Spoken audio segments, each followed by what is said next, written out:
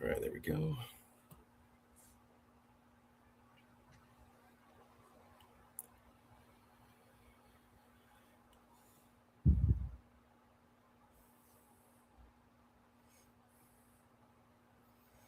All right. Hello, everybody. Welcome back to Comix4All. Thank you for joining us wherever you are in the world. My name is Jameson. I'm a comics librarian, the host here at Comix4All. And Comix4All is where comics, creativity, and community all connect. We have an interview series called Ink and Insight, and we get to interview people from all over the place involved in comics. And today we have the wonderful Danny J. Quick with us, the creator of Aceblade. Danny, how is your Thursday going? It's a long one. It's a long one, Mm-hmm. James. For sure, but I'm having a good time. I'm energized. I got some driving to do after this, but I'm looking forward to the conversation, man. I know one other. Well, not he's not a librarian, but he's a YouTuber and he's a historian. He's a comic book historian. Ooh, very nice. Mr. BJ Kicks over at Comics Are Dope. He is he's got a degree in I think in historical literature, I believe, or something like that. And Hmm. his YouTube is focused on comics. So I'm interested in. I love the idea of your channel, and just talking to you briefly about being a librarian. I think that's really important, and especially when it comes to comic books, because Yes, this is a huge part of our life. So thanks for doing it. totally. Well, as a librarian, I'd like to ask a couple reader-centric questions to kind of get things going. But what hooked you into comics as a reader? Crossover events. Oh, I, the I didn't grow up. ultimate. Yeah, right. I didn't grow up reading comics. I was a cartoon reader. I watched all the shows, but when I was old enough to buy my own comic books, and I found a little area that sold comic books, um, World War Hulk was out, and Yeah, was they shot Hulk out into onto off the Uh, planet, I've got and I got Planet Hulk. I thought I don't have World War Hulk. I've got the Planet Hulk. yeah, Planet Hulk and World War Hulk, yeah, and Yeah, Hulk was on his way back to cause havoc. He wanted to beat everybody up, and I was like, oh, I gotta read this. So, it's such a great World era War, of Hulk too. yeah, for sure, for sure, and just seeing them battle, the whole Illuminati, going toe to toe with Sentry, and Hmm. then all the battles that were around that really got me into reading comic books. Like I said, I had been watching Spider Man and Batman and Superman, all the cartoons, Justice League and Justice League Unlimited, but reading comic books is different. Like that's a different It way to is. interact with the comics. So I had to, but that World War Hulk, it was the one that made me go into a comic book store and buy comics for the first time. Yes, love that. Well, kind of the natural follow up to that is when did you have the realization for yourself that you're like, hey, I want to be part of the creative people who make the comic books? Yeah, man. I think just me and a good friend of mine, the co-creator of Ace Blade, Christoph Hollers, we were, we were on this job and we were always talking about superheroes and stuff that we love. And he had this idea for this character a long time ago, and he ended up taking me to my first comic book convention, which was Heroes Con in Charlotte, North Carolina. Oh, that's a great one to go to, I hear. Yeah, it's really good, and he took me there, and I literally had never even thought of regular people who made comic books. I always thought of it as this big corporation, these, iconic people who create these characters, Stan Lee and, Jack Kirby and all these people. Hmm. And going to a comic book convention, you literally are standing in front of people who are artists, who are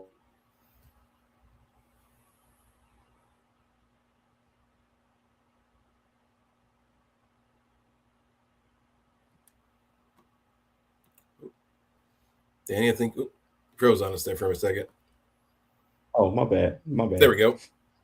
Now we can hear you. Yeah, I just it was pretty cool just to be in front of the people who made the things, and then it just opened up my mind to actually making my own comic books. These stories that we had been talking to each other about. I was just like, why don't we make this thing? Why don't we just do it? And Yeah. from then on, it was like I didn't want to be doing anything else. Love hearing that. Uh, I know not everybody has the free time to read on their free time, but If you have, what's something comics or otherwise that you've read recently-ish that has stood out to you? Um, oh, R.J. Barnes' new comic book, um, Super Predator, was really good. Ooh, Super Predator. I It's haven't heard that one. Super Predator. It's the first issue that they put out. I just happened to come across it on Instagram, and I went and bought it because the artist of the series, Anthony Piper, I've been following him for a long time, and I didn't even know that it was coming out. Just so happened to run into it on Instagram. I was like, oh, it's Anthony Piper. It's got to be good. So Yeah. bought it. I read it, and I was absolutely blown away. And I actually handed it to my son. He's 15, and he liked it too. So we're There we definitely go. gonna get keep up with that one. It's an indie series, but they said that the next issue is gonna be coming out this year. So I'm looking forward to it. Excellent. I'll definitely put that on my list to be on the lookout for. So, we're going to be talking a lot about the Aceblade Kickstarter that's going to be launching soon for issues 1 through 10, especially issue 10, which is the issue in particular that you're working on. Can you talk about kind of what your creative work week looked like in the next month or two, kind of with the Kickstarter and other projects that you're working on kind of behind the scenes? Chaos. It's gonna be chaos. I just tell. And shout out to Instinct Comics, man, Sharon Barbour, who you recently had on. Yep, on the show yesterday. See him in the comments, and he's got a Kickstarter going right now for Drive to Cerber, and it's gonna be just like that. It's gonna be marketing. I'm gonna be making all kinds of videos and all kinds of things to try to promote it. Getting on as many shows as I possibly can. Sending my out to all kinds of publishers and things. I just got the review copy, the digital copy of issue 10 available. I'm going to send it to my editor to make sure it's good to go. Nice. And then, start sending it out for people to check out. So over the next, few weeks, it's just going to be focusing on Aceblade and getting the word out to as many people as I can. We got Free Comic Book Day coming up on Saturday. I'll be at Acme Comics. I'll be talking about it. I'll be handing out flyers, and I'll be going live and making content and doing everything I can to scream to the top of my lungs that this Kickstarter is going to be going on soon. Love that. And in the world of social media, that's kind of what you have to do. You got to flood the algorithm. You really do. So, I see you and Kyron run a podcast and talk a lot of the things about in the comic industry, what's going on. What kind of excites you as a creator and someone who's in creative and publishing? What's exciting about comics right now? There's a lot, man. There is. This Absolute Batman thing is going really crazy. Bonkers.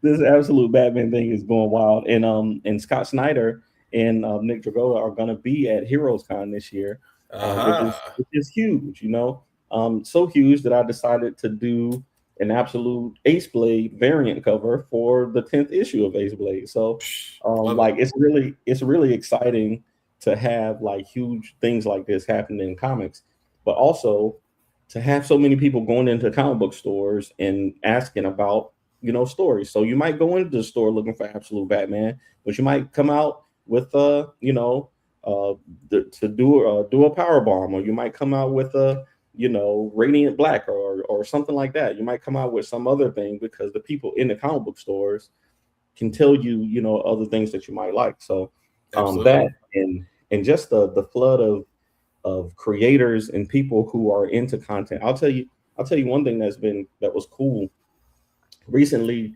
The Dakota incident, there was a milestone incident that came out. I got a copy of it, and a lot of people were making content and talking about, hey, we need to sell this book, and we might get Static Shock to come back. And from that, I've seen so many people now wanting to talk about comics online and wanting to make content about comic books online, especially indie comics. So that's really exciting too. Absolutely, it is. And a couple more questions, kind of delving into your origin story a little bit.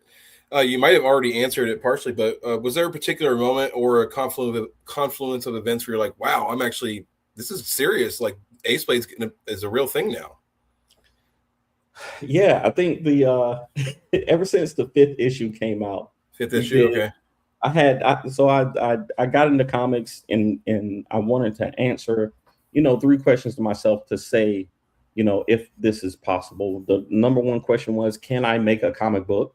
Is this something I can even do? So we made issue 1, 2, 3, 4, and that was a story that I made from the novel that I wrote. I wrote a novel, an Aceblade novel, and I turned the first 5 chapters of that into 4 comic books.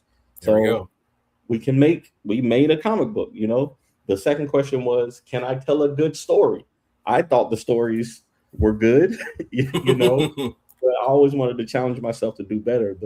So outside of the novel, I wrote Villain Season, which was issue 5, and it was a one shot where Aceblade fights 4 villains in one night. I challenged myself: can I introduce these four villains and make it believable that this vigilante with no superpowers could beat them all in one night? Yeah. And I thought, we pulled that off pretty good. We pulled off Villain Season very well. And then the third question is this sustainable? Is this something that I can do and, at least maybe not make a lot of money from it, but, make it self-sufficient, sell Right. enough books to be able to pay the artist, pay myself a little bit, take my wife out to eat, and make the next issue. Is that something we can do? And that's the question that we're answering right now with this 10th book. Love that. And I actually just put the Kickstarter URL in the chat for everybody out there. Make sure you check it out and sign up for the pre-launch.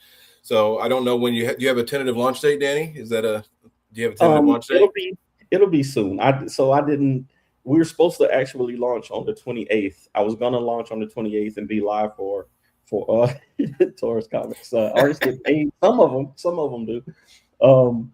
We're supposed to be launching on the 28th, and it just wasn't ready. It just was not ready at the time. I wanted to be live for Free Comic Book Day, so all the people I got in front of, I could say it's live now if you want to get the 10th. There you go. But I like I said, I want to answer the question: is this sustainable? And for it to be sustainable, I got to put my best foot forward. It's got to be the best when it comes out. It's got to be absolutely ready for people to consume, and it just wasn't there yet. So, we got 133 people, sign up for the Kickstarter, and my goal is to get to somewhere around 200. I was told to get to 250, but if I can get to 200, I will consider that, a masterpiece. And I think it'll be soon. I think it'll be within the next couple of weeks that we will launch. We're waiting on a couple variant covers that are in the winds. I got a variant cover from Marcus Williams already. We got Sanford Green, who's doing who did a variant for us. He is like probably one of my favorite artists, period. I love Sanford's art.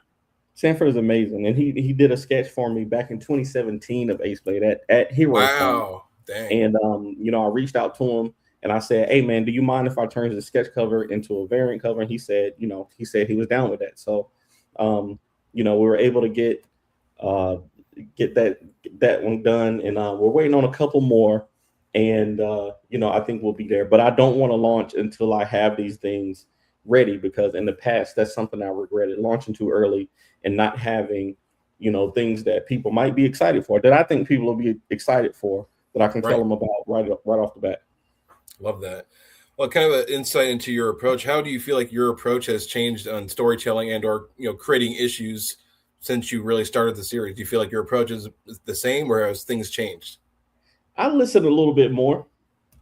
I listen a little bit more. I've been fortunate to meet people like Kyron and Sean, and people like Wally and Rolam and Morgan Iverson, who really care about these characters, almost as much as I do. And they're not only creators, but they're consumers of comics. So when they say something, when I put something out, or I'm about to put something out, I can send it to them and say, "Hey, what do you think about this? What do you think about that?"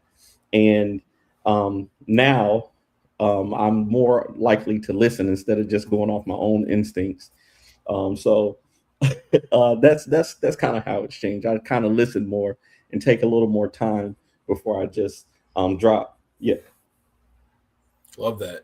Well, if you can, for a minute or two, if you can talk about your influences and inspirations outside of comics that kind of bleed into your storytelling. Yeah. Man, I think my time in the military really influenced me as a storyteller the most. I Hmm. think I was deployed to Iraq in 2008, and while I was over there is when I wrote a lot of the novel that I put out for Ace Blade. A few years after that, I was able to meet people who, I was able to meet people that I was told were my enemies. I was told that these are the bad guys, but I got in front of them and they weren't bad people. The people who I was told were the bad guys, had more in common with me than the people, than some of the people who were giving the orders, sometimes. So, Yeah, um, it's hard to look somebody in the face and get to know somebody and believe that they're your enemy. If you can um, talk to somebody, you a lot of times you'll find out you got more in common than you got in than you have different. So um, absolutely. that's one of the themes that goes through Ace Blade is you know who is the real villain, who is really pulling the strings and causing all the conflict, and it's not always as clear as you might think it is. So um, Absolutely. that's one of those things that has kind of shaped me as a creator and as a storyteller for sure. But of course, my time as a father and my beautiful wife and my family, your time with your family definitely shapes you as a creator and as a person who likes to put things out in the world. So that's what I would say. Love that. Well, hi, Connor. Everybody can hear you. We love hearing that my son's on the floor in here. I love But it. well, we gotta. Hey, you gonna sit down? All right. Hey, Well, now we're Connor. gonna dive. Well, now we're gonna deep dive into Ace Blade itself. If you can, for us, long form, short form, kind of what has the pitch been for Ace Blade, and kind of where does the story sit now? But issue 10.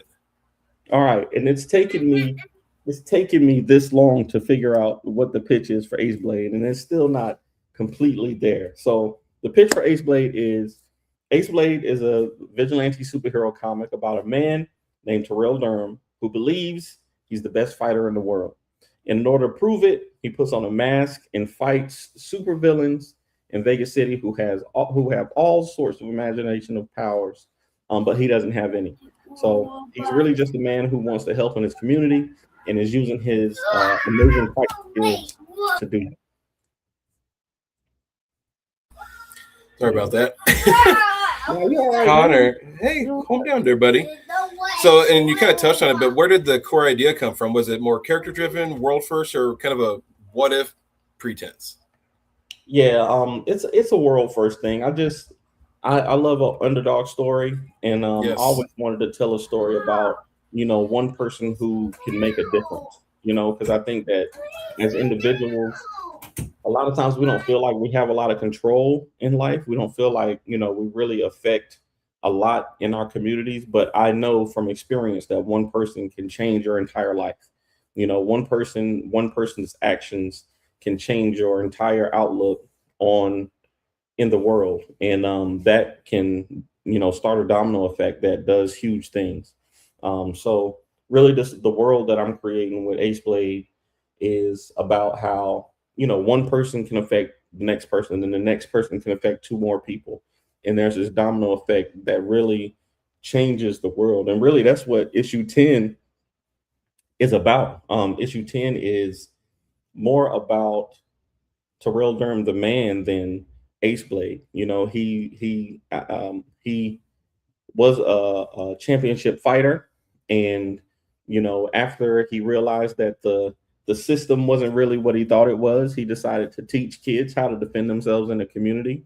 So he owns he owns this gym, and at night he goes out and fights his Ace Blade, but during the day he teaches these kids to defend yourself, to use your own self control, not let anybody control you. And the impact that he has on these kids is what ends up saving him. These kids, he's put all this time into, and he's taught these children um to have self-control and to really listen to themselves. And it ends up being what inspires the climax of the story. I'll just say that. Right. On the and those adult figures who are not your parents are kind of rare. You don't get that very often, where you have someone who kind of takes you under their wing or shows interest in you, who's not a family figure, Mm-hmm. in a sense. Yeah, that is. It's like I know coaches and teachers, religious leaders, pastors, things like that. Hmm. People like that can really be, huge influences in your life. And one of my in high school, you know, one of my favorite teachers was my music teacher. I would come to school and Mr. Fry, he would, I like to sing. I like to sing and I like to play the piano and I love music. But he was one of the first people to, outside of my mom and dad who recognized, hey man, you have a nice voice. So he put me in the choir. He taught me how to play the piano. He helped me record a song while I was in school. And that song that I recorded in school, I sang it to my now wife. Ah, I brought her to a performance, and I sang that song to her on stage, and she ended up being my wife. So that, just like I wow. said, those little impactful moments can change your whole life, and you just never know it until you look back on it. That's right. And you touched on it a little bit, but can you share a little bit more of the kind of the tone of the story? Are we looking at more dark, funny, chaotic, kind of all of the above? It's an action packed story, but I like to compare Ace Blade to Deadpool in some ways. He's more Daredevil, but he wants to be funny and he wants to be relatable, and he wants to be around people, but he's really, struggling internally more with, his self control and how he impacts the community around him. So he's That's right. more of a Daredevil that tells dad jokes. Is really really what he is at the end of the day. Love that. Well, if you can, I don't know if you have all the rewards and tiers all set up yet, but if you can, what rewards and things are going to be available for backers? Yeah, man, we got some good stuff, man. I wish I had one with me because we have this Ace Well, I've Blade, got at this least this got those. yeah, we got the variant covers. We're gonna have a few variant covers. I want to say almost 7 variant covers Wow, I for got those too. Ace Blade number 10. We're bringing back some variant covers from the first 10 issues with the new Ace Blade logo. Hmm. We're gonna have some hats and T-shirts, things like that. We're gonna have all kinds of stuff that people enjoyed in the past, and we got 2 action figures. We got 2 Oh, action sweet. figures that the co-creator of Ace Blade has made, and we're gonna have those available too. So Love yeah, that. Have you thought about a soundtrack or a playlist for Ace Blade and what songs or artists would be on it?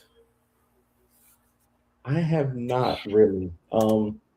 There's this old movie that I love called Barry Gordy's The Last Dragon, Mm. and there's a song called The Glow,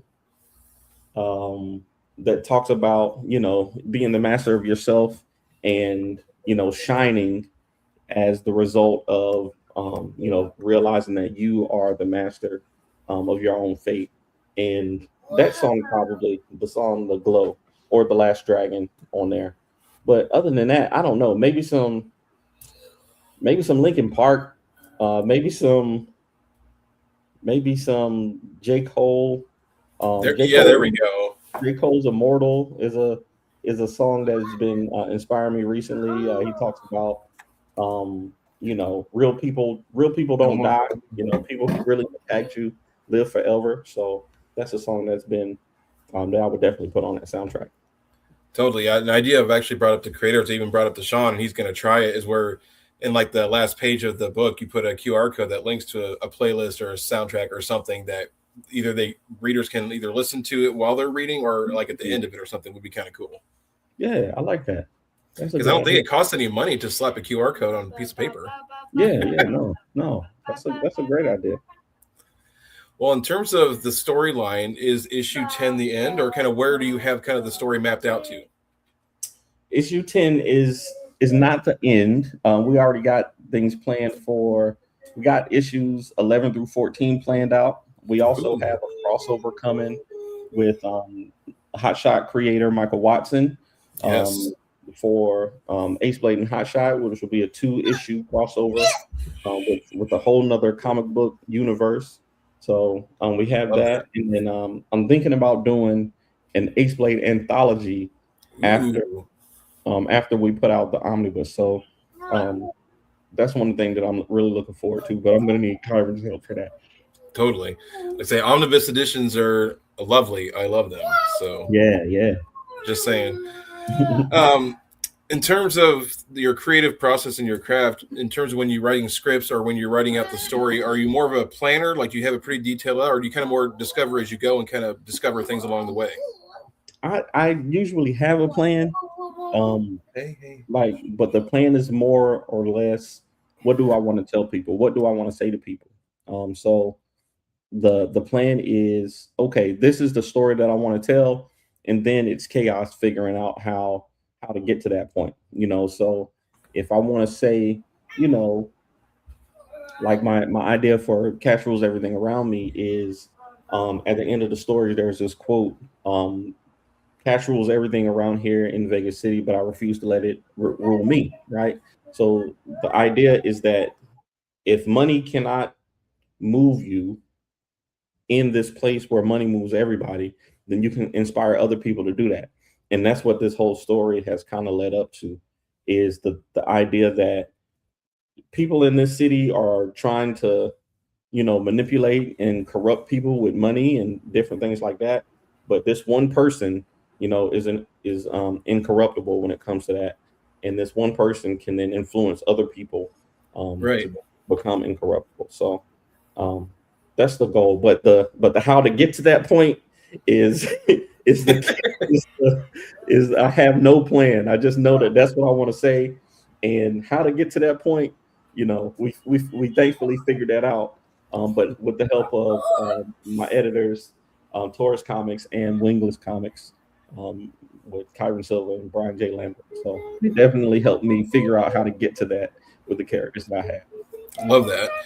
And this is a good kind of question for you on the back end of things. What's the hardest part of making this comic in particular? The writing, the pacing, the production on the back end. Kind of what's the most time consuming or tedious for you?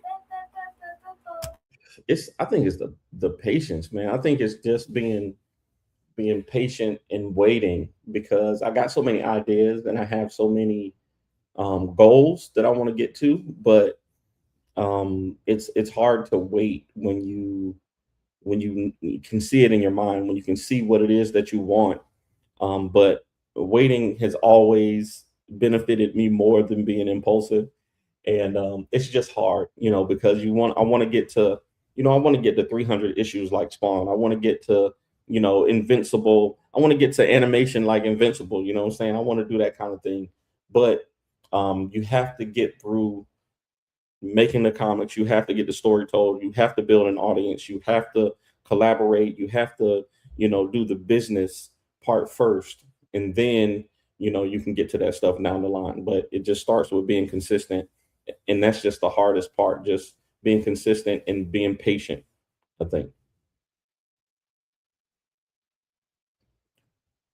Got myself muted there. Yeah. So I'm agreeing with you. Just kind of like just staying the course, staying consistent, and just putting the creative things out there. And this is actually a 2-part question. Any specific scene or moment from issues 1 through 9 that is your personal favorite? And the same question for issue 10. My personal favorite, it's got to be Aceblade number 5. I think the way that we were able to pull that story off. It's a longer story. It's a one shot, so it's almost 40 pages. Wow! But to be able to introduce those 3 new villains and to give them their own personalities, and then in the end, at the climax, really pull the through line of we're all important. You're just because you've done bad things doesn't mean you're evil. To pull the through line of the villain season being, you are a villain, but it's just a season. It's not your entire life. You don't have to, you can choose to continue doing this if you want to, but there are people here who care about you. There are people who want to see you succeed, and I'm one of them. For Aceblade to say to the villains, "I want to see you succeed," is one of my favorite moments in the comics from issue 5, and then in issue 10, there's a there's definitely a moment in issue 10 where Aceblade, because it starts with you right here. You see the fake Aceblade, a fake Aceblade coming in and trying to take down one of his students, and Mm-hmm. his frustrations come to a head. All the things that have been in his way for these past 4 issues kind of converge in this one moment, and his frustrations, at one point you think his frustrations get the better of him, but then you see that it was a strategic moment. So Mm-hmm. that self-control really um, kept him in the loop there at that moment. So I think that's probably my favorite moment from issue 10. Love that. Well, for the viewers out there, I did put the Kickstarter URL in the chat again for everybody to make sure you sign up when the Kickstarter goes live here in a couple of weeks. So we're getting into our closing section, but some great questions ahead of us. Danny, if you can share a memorable interaction you've had with a fan, someone who's come to you, appreciated your work, or if you want to share an additional story where you, as a creator, got to meet a fan that you were a creator that you were a huge fan of. Sorry. Oh man,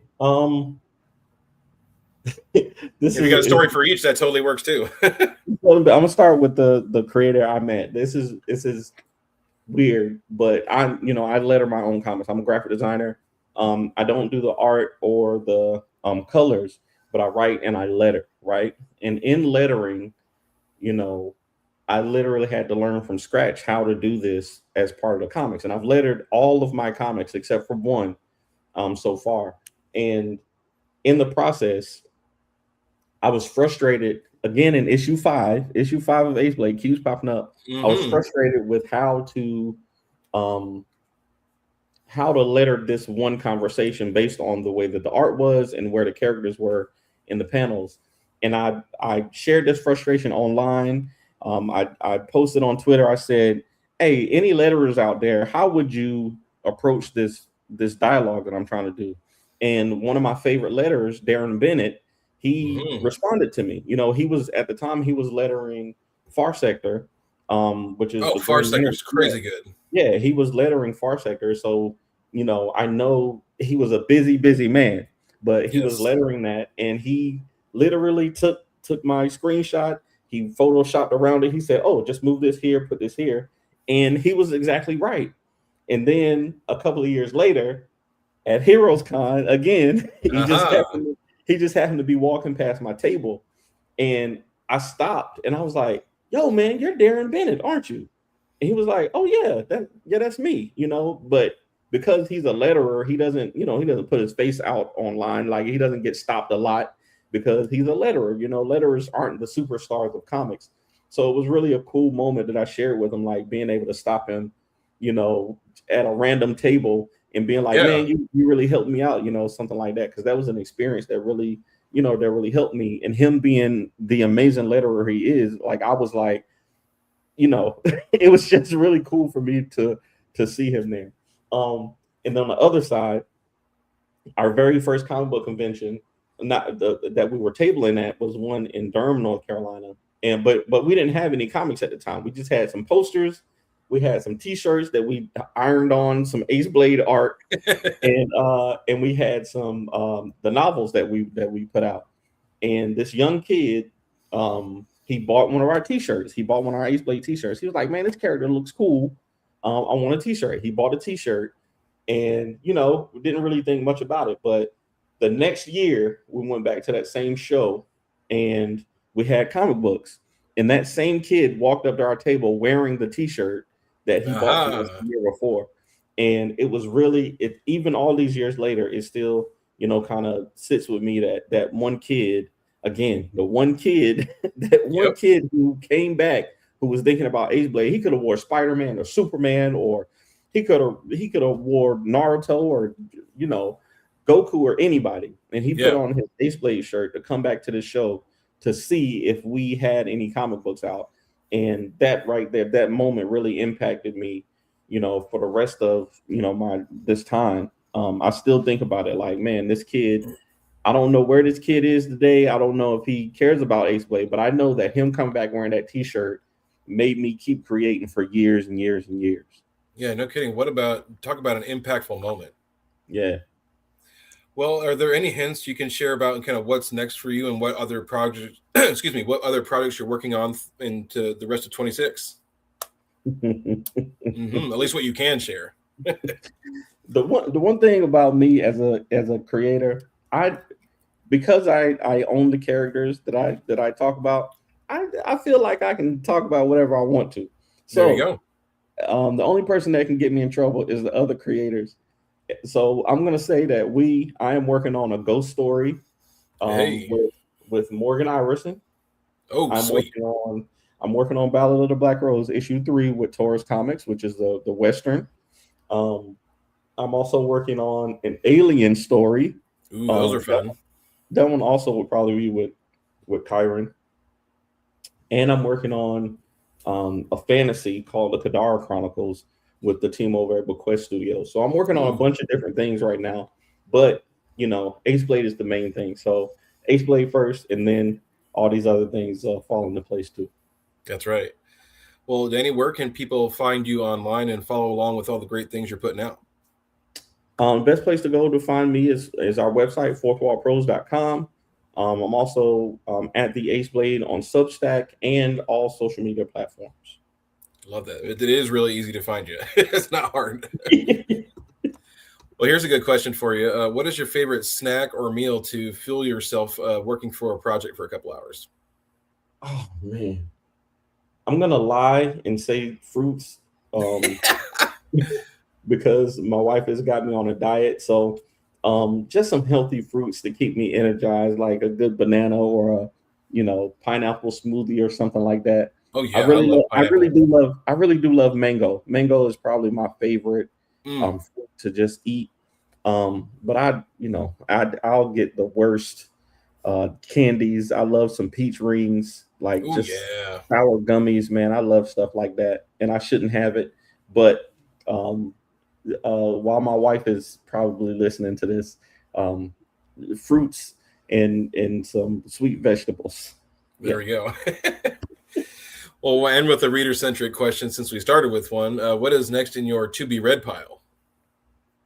Ooh, I got to get caught up on Absolute Batman. I'm like 10 issues in. I know they're on issue like 20 or something like that. I know. I'm only 2 issues in, so don't feel bad. Yeah. So I gotta get caught up on Absolute Batman. But there's so many indie books that I've gotten off of Kickstarter that I want to check out. I can't think of any right now. What is next on my to read list? It's not the Were Spider. The graphic novel. I got that one. Nice. Just nominated for a Glyph Award, so I definitely want to check that one out. Then Wingless Comics has Air Force Ones that they finally got physical issues out for, so I want to check that one out. Nice. And Impound Comics. Impound has some new comic books coming out. Sacramento. Yeah, out there in Sacramento, out your way. Yeah, so I definitely want to check his books out too. I got the Impound books, but I don't got Sarah or the other ones yet, so I want to check those out.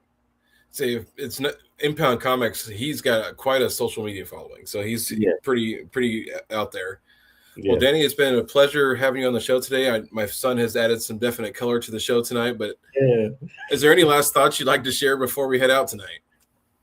Man, like I tell everybody, man, just keep pushing forward, man. I think it's great to get online and communicate with people and engage with people, but go out to your local comic book stores, go out to these comic book conventions in your area, get in front of some people and just have a good time, man. I think it's very important to actually support the industry that we love. If you can buy comic books, buy some. If you want to write comic books, write them. If you want to draw, just do it, and everything will be fine. That's right. And then if you don't, like you said, if you don't have the funds to buy comics yourself, ask your library to buy them. There you go. That's right. You got the libraries, and they do have comics and graphic novels in libraries. Tons. They are in there for sure. Absolutely. And actually, in my experiences, we love hearing when people come in of finding titles that we don't have, so we can order them. Yeah, yeah. So absolutely, because we have a cool program out here in California where I can go into my public library. I look for a comic title that they don't have. I can order off Amazon, comes to my residence, and then I donate it to the library when I'm done reading it, and then they add it to the collection. And so Oh, now it's really cool when I walk into the library and I see like 30, 40 of my titles that I've picked and added that they have mhm. added to the collection. I'm like, oh yeah, love seeing That's awesome. That's awesome. I need to see if my library here in Graham has that, because I got some books. If I got some books that I could donate, I'll tell you that. Well, a lot of the libraries will have either a local author section, or sometimes in particular, like in my last job, we actually had like a historical archive. So we had like books, yearbooks, comics, art, Hmm, music, all kinds of things. So basically just like a historical archive of creative things that people had made in the area where we were, which was really cool. that's awesome. Yeah. Well, Danny, it's a great day to be a day and reading in comics. And I think one of my favorite quotes that I'll end with is my friend Matthew No likes to say is just be kind and read comics. There we go. Very There it is. straightforward.